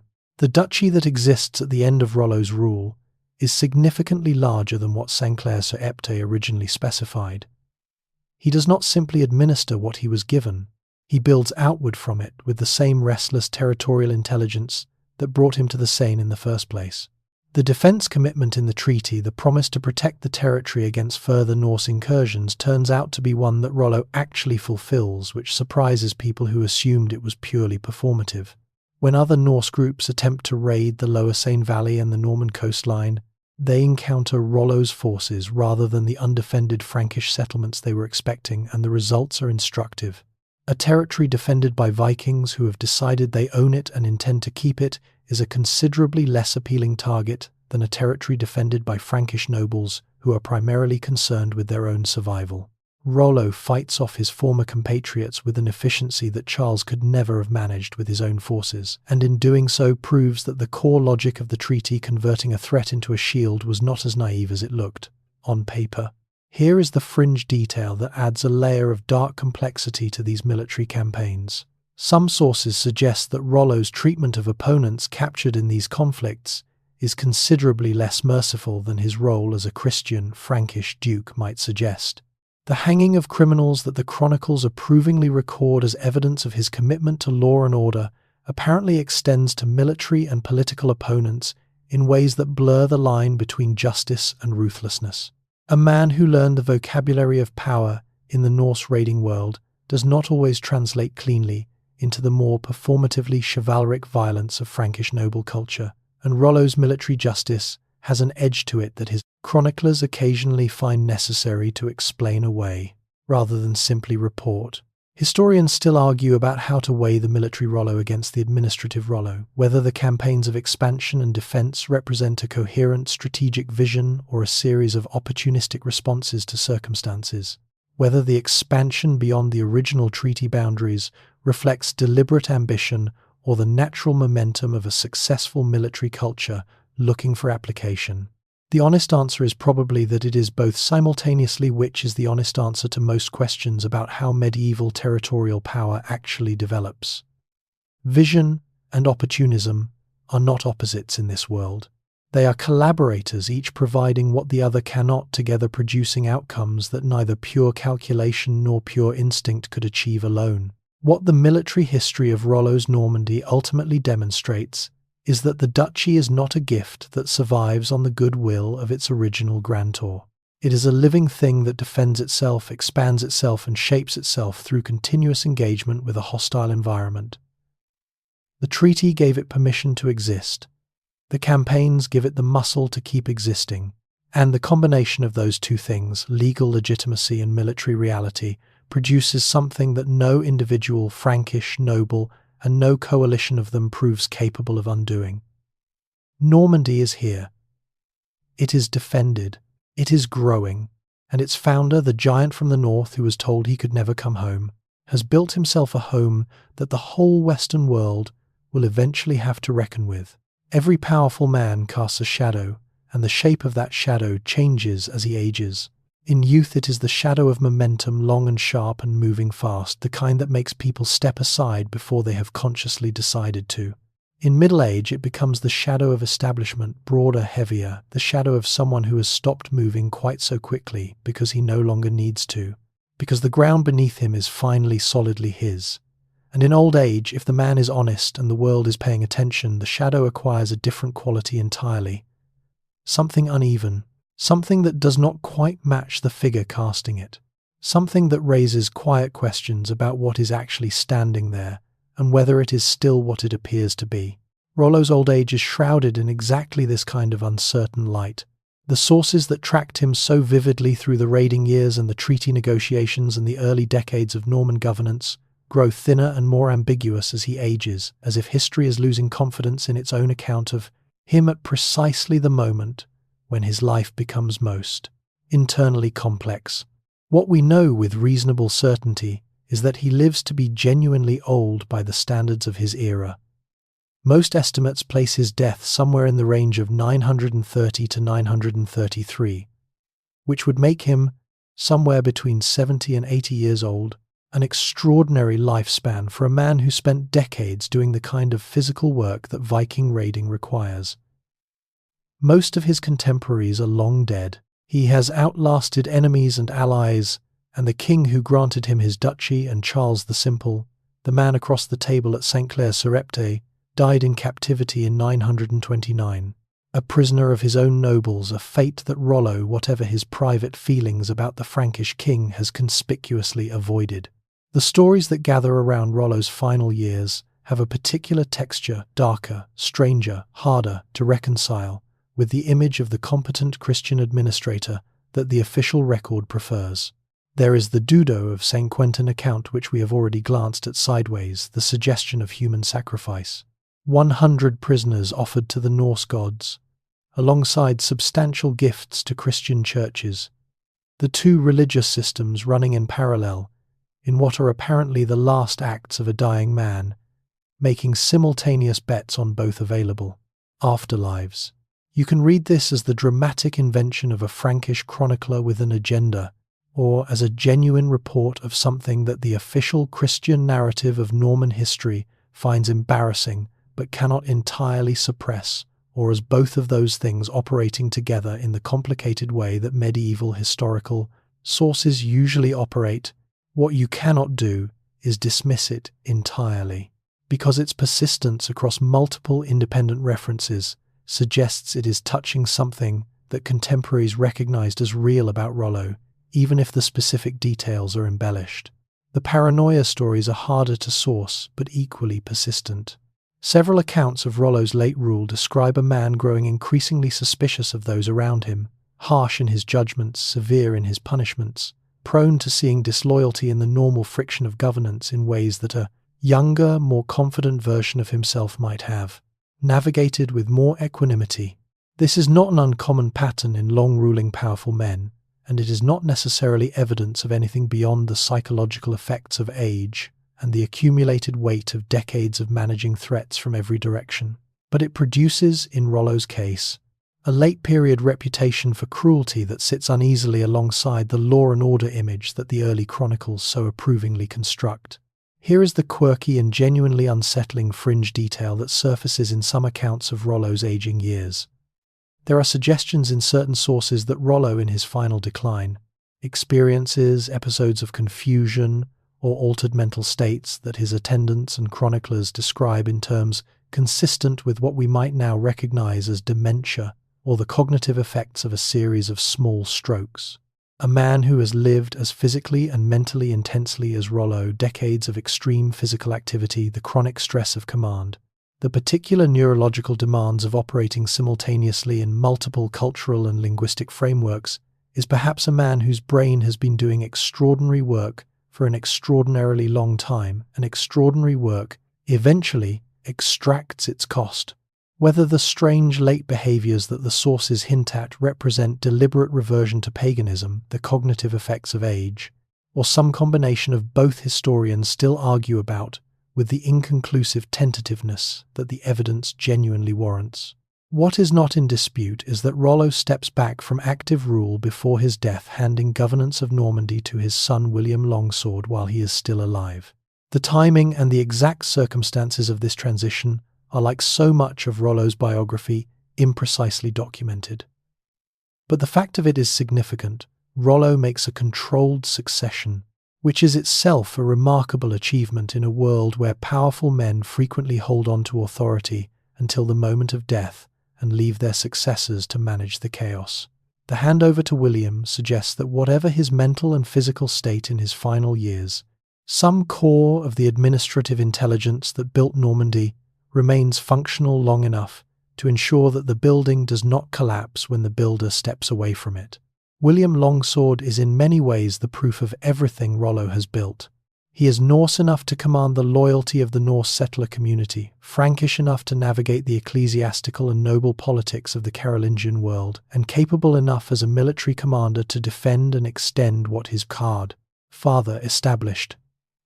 He is also, critically, a legitimate heir in both the Norse and the Frankish frameworks simultaneously, son of the handfast Norse wife Poppa, recognized by the church, accepted by the Norman warriors.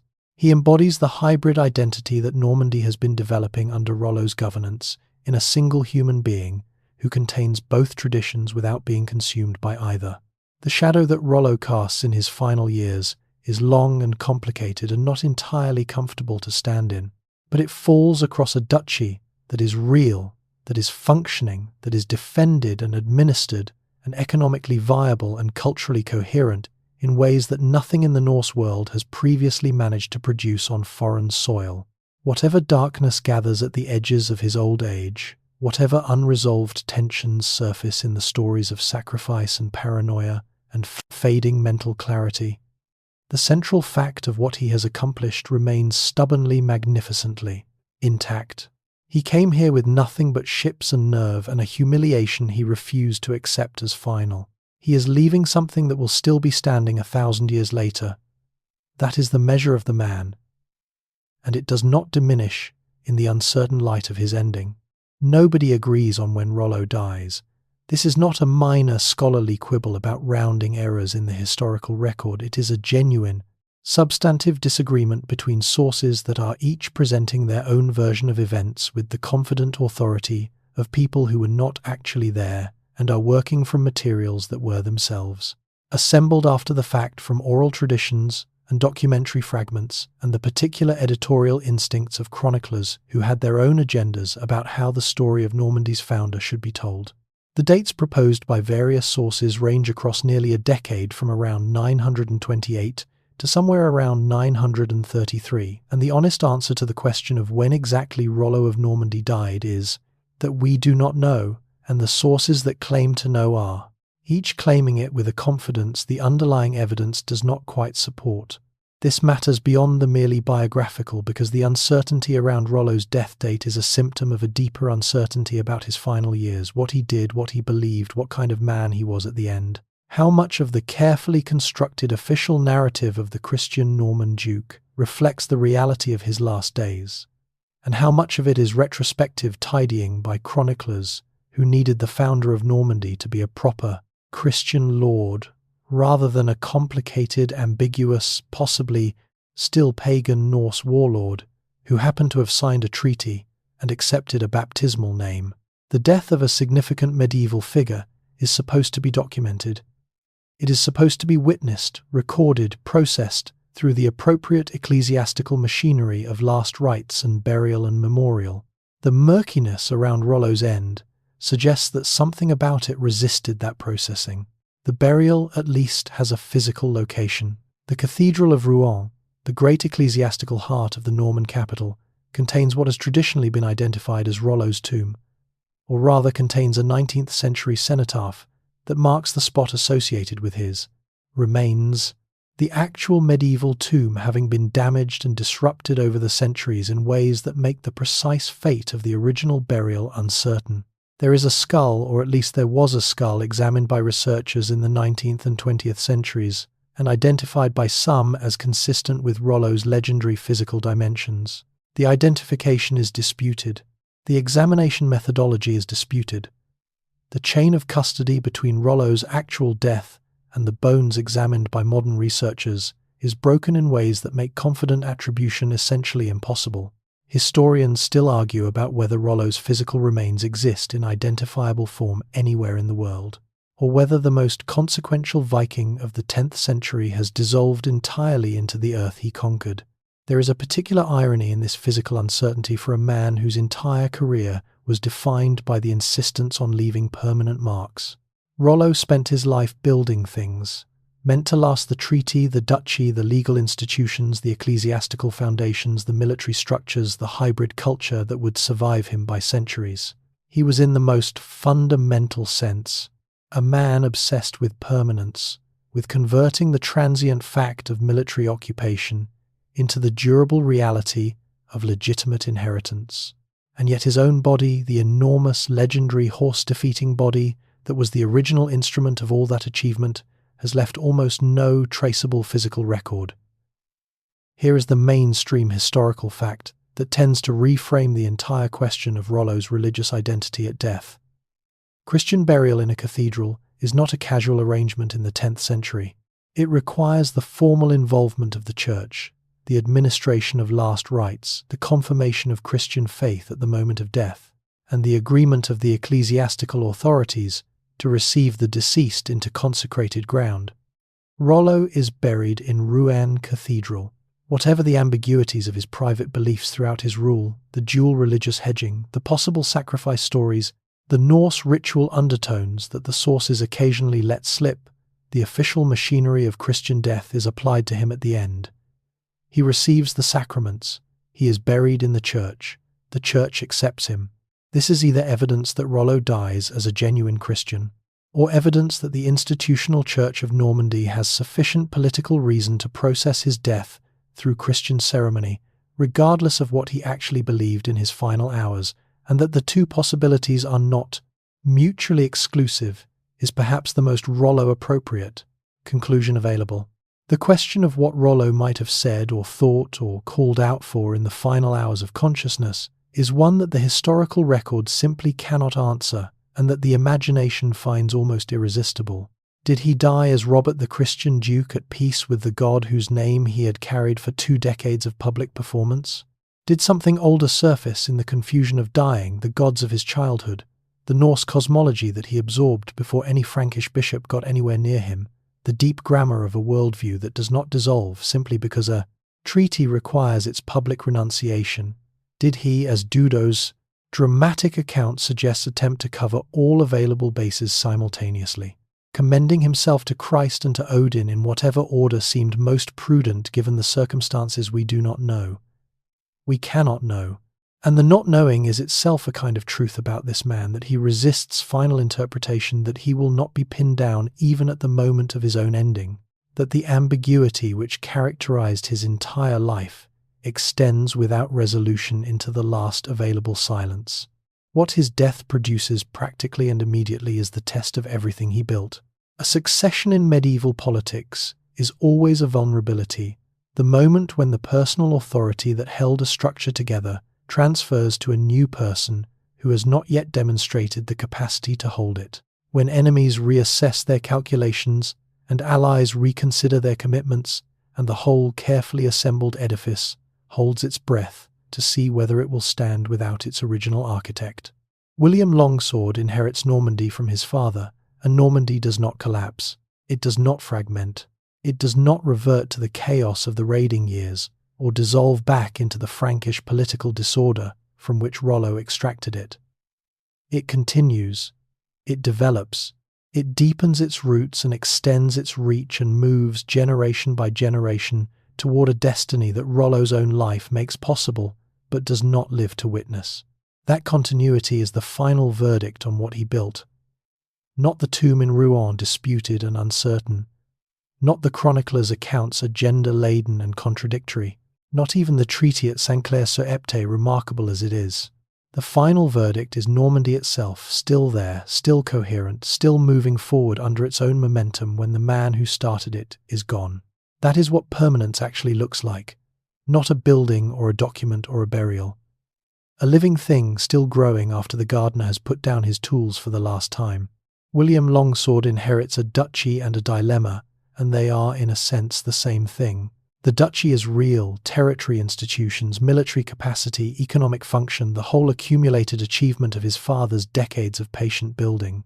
The dilemma is identity, and it is the dilemma that Rollo never fully resolved. Passed down to his son with the land and the title, and the complicated cultural inheritance of a man who lived simultaneously in 2 worlds without ever entirely belonging to either. William is more Frankish than his father, raised in a Christianized Norman court, educated in the ecclesiastical tradition, speaking the Romance dialect that is already replacing Norse as the everyday language of the territory. He is, by the measures available, a thoroughly assimilated Frankish noble, and this turns out to be its own kind of problem.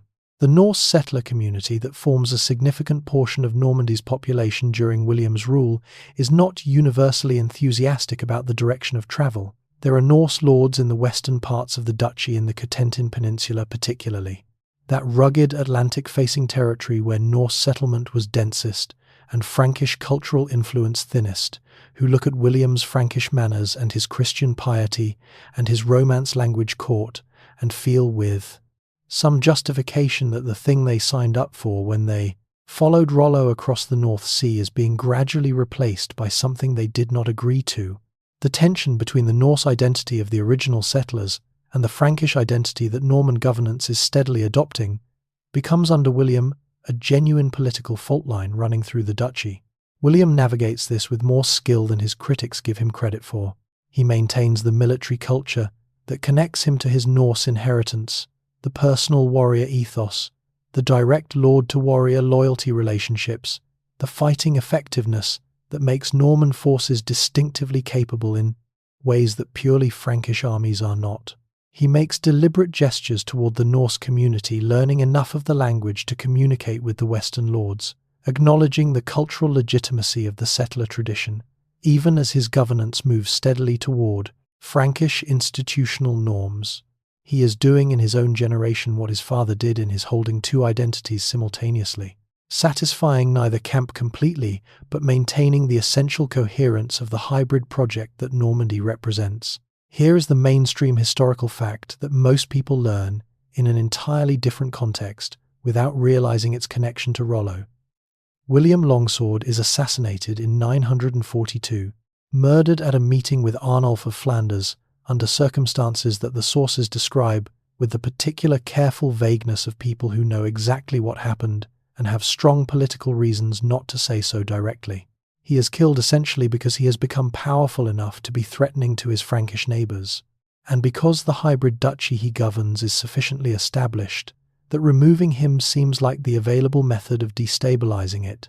It does not work. His son Richard, who will be called Richard the Fearless, is a child when his father is killed, and the subsequent years of regency and external pressure and attempted absorption of Normandy back into the Frankish political mainstream produce exactly the opposite of what Arnulf and his allies intend.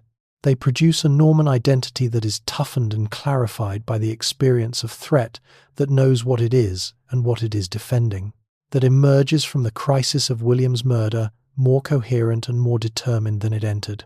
Richard the Fearless grows up to be everything his grandfather Rollo would have recognized: a ruler of formidable military capability, political intelligence, and the particular kind of unyielding stubbornness that seems to be the Rollonid family's most reliably inherited characteristic. He consolidates the duchy, manages the relationship with the Frankish crown with practiced finesse, and presides over the generation in which Normandy stops being a new and uncertain experiment and becomes an established, confident, self-aware political entity with its own distinct character. The Norse language is essentially gone from everyday use by his time, but the Norse spirit, the fighting culture, the maritime tradition, the loyalty structures, the restless ambition has been successfully transferred into a new linguistic and cultural vessel without losing its essential character. It is Rollo's most remarkable achievement, accomplished not by him directly but through the institutional and cultural structures he built, which continue operating according to his original design long after he is gone. The line from Richard the Fearless to his son Richard the Good, to his son Robert the Magnificent, to his son William, is 4 generations, each one building on the last, each one deepening and extending the Norman identity that Rollo's original hybrid experiment established. William, who is called the Bastard during his own lifetime and the Conqueror by subsequent history, is born around 1028, roughly a century after the treaty at Saint-Clair-sur-Epte, to Robert the Magnificent, and a woman named Herleva, who is not Robert's wife, which produces the epithet and the complicated early career and the character-forging experience of being simultaneously powerful and illegitimate that shapes everything William subsequently becomes. Here is the fringe detail that reframes the entire story of the Norman conquest in a single observation. When William lands in England in 1066 and defeats Harold at Hastings, he is leading an army that is culturally and linguistically French. The warriors speak Norman French. They worship in Latin. They think in the administrative frameworks of Frankish feudalism. And yet the fighting style, the military organization, the particular combination of cavalry, aggression, and disciplined infantry that makes the Norman army so devastatingly effective carries the genetic imprint of the Viking raiding culture that Rollo brought to Normandy a century and a half earlier. The Normans who conquer England are not Vikings, but they fight like the descendants of Vikings who have had 150 years to figure out what happens when Norse ferocity meets Frankish organization. They fight, in other words, exactly like what they are. The England that results from 1066 is linguistically transformed Norman French layered over Anglo-Saxon English to produce the hybrid language that becomes Middle English and eventually the tongue you are hearing these words in right now. The legal system is transformed. The aristocracy is replaced, the ecclesiastical hierarchy is restructured, the very architecture of power is rebuilt according to Norman specifications, and all of it, every cathedral and every castle and every legal concept and every word borrowed from French into English traces back through the generational chain of Rollonid inheritance to an enormous Norse exile standing on a riverbank. In 911, making a deal with a desperate king, in a place called St. Clair-sur-Epte, there is a particular kind of immortality that has nothing to do with memory or monuments or the careful preservation of names in historical records. It is the immortality of biological continuity, the quiet, unstoppable propagation of a single individual's genetic material through the generations, spreading outward through family trees like ink dropped into water, dispersing so widely and so thoroughly that it eventually becomes invisible not because it has disappeared, but because it is everywhere. Rollo has this kind of immortality, and the scale of it when you start pulling on the thread is one of those facts that begins as interesting and ends as genuinely vertiginous, the kind of thing that makes you look at the people around you differently, wondering what ancient Norse exile might be sleeping somewhere in the deep architecture of their DNA. The direct line is easy enough to trace and remarkable enough on its own terms. Rollo to William Longsword, to Richard the Fearless, to Richard the Good, to Robert the Magnificent, to William the Conqueror. William conquers England in 1066, and his descendants occupy the English throne across the subsequent centuries, the Norman dynasty giving way to the Plantagenets. The Plantagenets eventually producing the Tudors through the complicated lateral inheritance of a royal family that kept running out of direct male heirs. The Tudors giving way to the Stuarts to the Hanoverians. The Hanoverians becoming the Windsors through a name change during the First World War that was motivated by the understandable desire not to have a conspicuously German royal family name during a war being fought against Germany.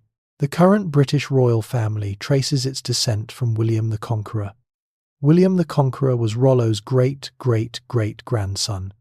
The line is unbroken, but the British royal family is only the most visible thread in a web that spreads vastly wider than any single dynasty. William the Conqueror's descendants married into every significant royal house in medieval Europe: French, Spanish, Portuguese, Scottish, Scandinavian, German, Italian, and those royal houses in turn married into each other with the enthusiastic intermarriage of a class that has always understood matrimony primarily as foreign policy. The result by the high medieval period is that Rollanid descent is distributed across virtually every ruling house in the Christian West, making Rollo the common ancestor of an extraordinary proportion of European royalty. This is not a unique situation. Any individual living in medieval Europe who has any documented descendants today is likely the ancestor of enormous numbers of living people simply because of the mathematics of exponential genealogical expansion. But Rollo's position as the founder of one of the most politically consequential dynasties in European history means his descendants were disproportionately likely to be the royalty and nobility whose genealogies were carefully preserved, giving his line an unusual documentary visibility that most medieval ancestors lack. Here is the mainstream historical fact that tends to produce a moment of genuine surprise, even in people who thought they knew this story. A significant number of American presidents have documented or strongly suggested descent from William the Conqueror, and therefore from Rollo. The list includes names that span the entire political spectrum and multiple centuries of American history. From the earliest presidents to figures of the 20th and 21st centuries, the Rollanid bloodline keeps surfacing in the family trees of people who ended up leading the nation that was built in significant part by descendants of the civilization that Rollo's Normandy produced. The pilgrim settlers who arrived in New England in the 17th century included individuals of Norman descent. The colonial aristocracy that provided so many of the founding generation drew heavily on English gentry families whose own ancestry traced back through the medieval English nobility to the Norman conquest. America is, in ways that its founding mythology does not particularly emphasize, a deeply Norman project, and Norman means, in the end, Northman, and Northman means Rollo. The genetic research of the modern era has added a new dimension to this already remarkable story. In 2015, a team of researchers announced a project to extract and analyze DNA from what were believed to be the remains of Rollo and his son William Longsword, held in the Cathedral of Rouen and the Collegiate Church of DNA, St. Mary and Fécamp respectively. The project faced significant challenges. Medieval remains in cathedral settings have typically been disturbed, mixed and contaminated across the centuries in ways that make clean genetic extraction extremely difficult, and the results when they came were appropriately complicated. Historians still argue about whether the remains examined are genuinely attributable to Rollo and William, and the genetic analysis, while producing some intriguing results, has not delivered the clean, definitive ancestral profile that the researchers and the public both hoped for. The search for Rollo in the molecular record mirrors the search for him in the documentary record, yielding fragments and suggestions and productive uncertainties rather than clear final answers. Here is the fringe detail that adds a layer of almost novelistic irony to the genetic story. Among the comparative DNA samples collected for the project were samples from individuals with documented or claimed descent from Rollo through various lines, including some members of European noble families and some individuals with no particular historical fame at all. Simply people whose family genealogies had been traced back through the centuries to the Norman ducal line.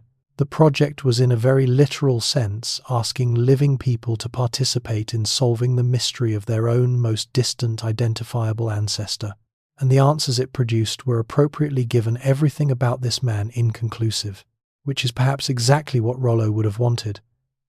A man who spent his entire life resisting final definition is not going to surrender it to a laboratory. What the genetic and genealogical research does confirm in its broad outlines, even where its specific details are disputed, is the sheer biological reach of what Rollo started. One individual born in a Norwegian or possibly Danish fjord, somewhere around 860, produces through the normal mechanisms of human reproduction a family tree that eventually encompasses kings and presidents and ordinary people in every corner of the Western world and beyond. The exile who was told he could not come home built a home so large that hundreds of millions of living people are in some measurable molecular sense inside it. The water finds its level, the ink disperses through the water, and somewhere in the deep genetic architecture of the world the great walker keeps walking. You are lying in the dark now, and the story is almost done. And before it ends, there is one final thing to understand about Rollo, not the historical Rollo, not the treaty-signing, church-building, duchy-founding Rollo of the documentary record, but the Rollo who exists in the deeper layer. Beneath all of that, the one who persists not in chronicles or genealogies or genetic databases, but in the shape of the world itself. Because the most profound legacies are not the ones you can point to directly. They are the ones that have become so thoroughly embedded in the structure of ordinary reality that they are no longer visible as legacies at all. They are just the way things are. And the way things are, in the Western world, has Rollo's fingerprints on it, in places that most people will never think to look. Start with the language you are hearing right now. English in its modern form is the product of a collision. Anglo-Saxon meeting Norman French at the point of a sword in 1066. The two linguistic traditions forced into cohabitation by conquest, eventually producing a hybrid of extraordinary richness and flexibility that borrows freely from both parents while being fully identical to neither. The Norman French that William the Conqueror's army brought to England was itself a hybrid, the Romance language of Francia filtered through a century and a half of Norse settlement, carrying in its vocabulary and its rhythms the traces of the Scandinavian tongues that Rollo's people spoke before the language shift absorbed them. When you reach for an English word and find yourself choosing between a simpler Anglo-Saxon option and a more elaborate Latinate one, between begin and commence, between ask and inquire, between holy and sacred, you are feeling the aftershock of 1066, which is itself the aftershock of 911, which is itself the aftershock of a Norse exile deciding that the lower Seine Valley was worth keeping. The language in your mouth has Rollo in it. You have been speaking him your entire life without knowing it. The legal tradition is similarly marked. The Norman conquest imposes a version of feudal law on England that through the subsequent centuries of English legal development contributes essential structural elements to what eventually becomes the common law tradition, the legal inheritance that England exports to its colonies and that forms the foundation of the legal systems of the United States, Canada, Australia, New Zealand, and dozens of other nations. The specific Norman contributions to English law, the development of jury systems, property law, concepts, administrative court structures, are themselves adaptations of Frankish legal frameworks that Rollo adopted and modified during the early decades of Norman governance. The chain of legal inheritance runs from Rollo's Seine-side administration through William's conquest, through centuries of English legal development to the courtrooms and constitutions of the modern world. Justice, in the English-speaking world, is administered in a system whose deepest architectural foundations were laid by a Norse exile, trying to figure out how to govern a Frankish territory without starting another war. The military tradition carries its own Rollinid imprint, less visible, but equally persistent. The Norman approach to warfare, the combination of mobile cavalry aggression with disciplined organizational structure, the castle as an instrument of territorial control. The professional warrior class bound to its lord by personal loyalty rather than impersonal obligation, spreads from Normandy across Europe and eventually across the world through the military cultures that Norman descendants establish and influence. The Crusader states in the Middle East are substantially Norman projects, founded and governed by descendants of Rollo's original settlers who take the Norman military culture to the Eastern Mediterranean and apply it with the same adaptive intelligence that Rollo himself brought to the Seine Valley. The Kingdom of Sicily, one of the most sophisticated political entities of the medieval Mediterranean world, is built by Norman adventurers, descendants of the same Norse-Frankish hybrid culture, who arrive in southern Italy as mercenaries and end up as kings through a process that Rollo himself would have recognized immediately and approved of completely. Here is the quirky detail that brings this global legacy back to its most personal and intimate scale.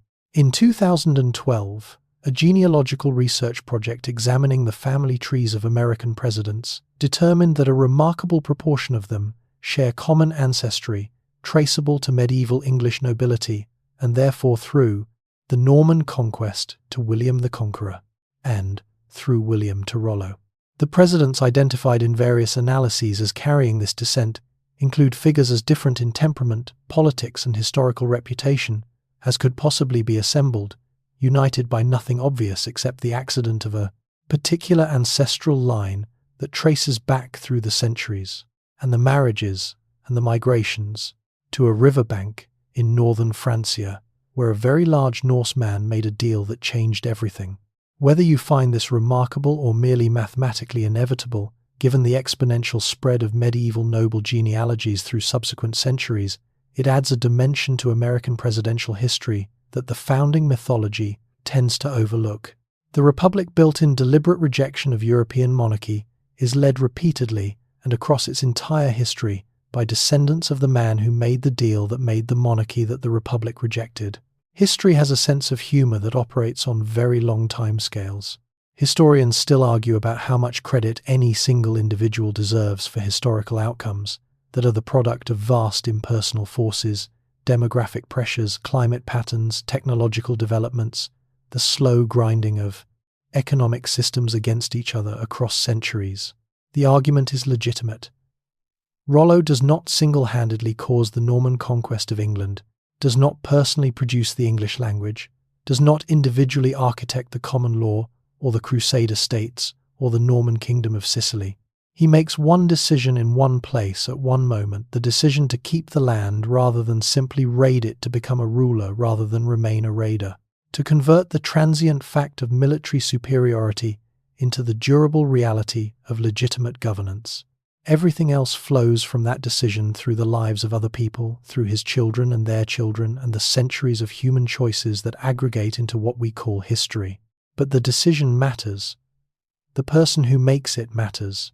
Not because individuals are the only thing that matters in history, but because at certain hinge moments, and the late 9th and early 10th century Norse expansion into Francia is genuinely one of them. The specific character of a specific individual determines which of several available paths the NSA hinge swings toward. A different Norse warlord in Rollo's position might have taken the treaty and raided anyway, might have accepted the land and failed to govern it, might have built something that lasted one generation and collapsed into the Frankish political system without leaving a mark. The particular combination of qualities that Rollo possesses, the strategic patience, the administrative intelligence, the hybrid identity that allows him to operate across cultural boundaries rather than being trapped inside one, is not generic to his situation. It is specific to him, and the world that exists because of what he builds is in the most precise sense the world that Rollo made. And so we come to the end of the journey, and the end finds us exactly where all honest endings find themselves, not with a final answer but with a final question held gently in the quiet dark, turning slowly like a leaf on still water. Who was he really? Not the treaty signer, not the baptized Robert, not the founding duke whose name anchors 1,000 years of Norman historiography. Who was the man inside all of that? The one who woke before dawn in a longhouse somewhere in the Norwegian fjords, a boy not yet knowing what he would become, watching the light come grey and cold off the water, already feeling in his chest.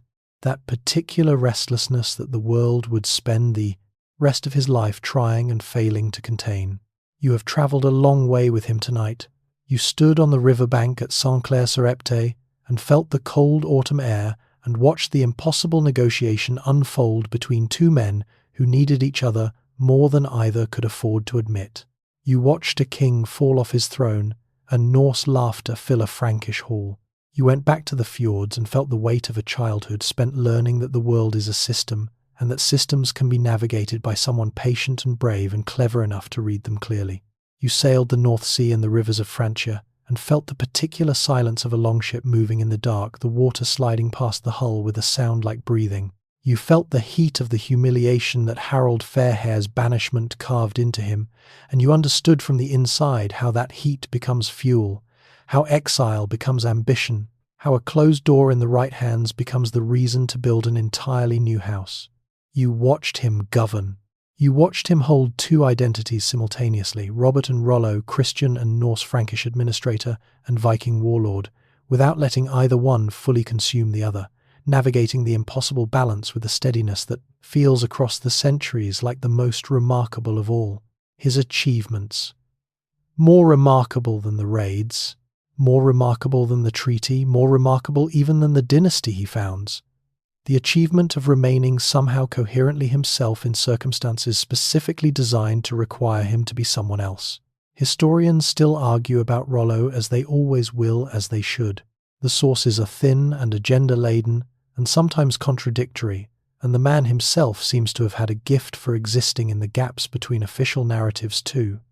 Norse for the Frankish record, to fully capture, too Frankish for the saga tradition to entirely claim, belonging completely to neither, and therefore surviving, in the documentary sense, as a set of traces and implications and productive uncertainties, rather than a clean, fully resolved portrait.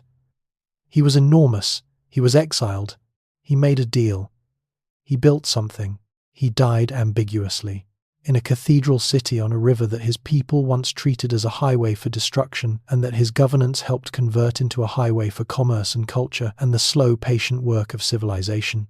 The fjords remember him in the way that places remember the people who came from them, not with monuments or markers, but with the simple fact of having been the ground that shaped him.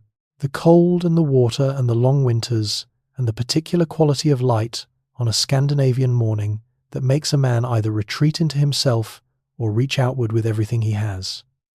Rollo reached outward.